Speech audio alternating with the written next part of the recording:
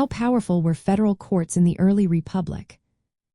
Imagine a nation just beginning to shape its identity, with its leaders debating how much authority the new government should hold. During this formative period, the role of the federal courts was a topic of intense discussion and development. The early years of the United States saw federal courts gradually asserting their influence, but their power was still being tested and defined. In the years following the ratification of the United States Constitution in 1780, the judiciary was a relatively new institution. The Constitution established the Supreme Court and granted Congress the authority to create lower federal courts. It also provided the Supreme Court with the power to hear cases involving federal laws, treaties, and disputes between states. However, the scope and strength of federal judicial authority were not yet firmly established. One of the earliest tests of federal court power came with the case of Marbury versus Madison in 1803.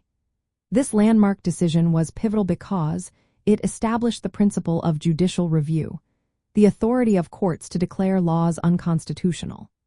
Chief Justice John Marshall articulated that it is the duty of the judiciary to interpret the law and ensure that legislative acts conform to the Constitution.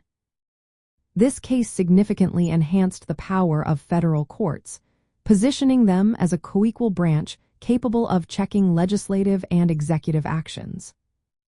Throughout the early republic, federal courts also played a key role in shaping the relationship between state and federal authority.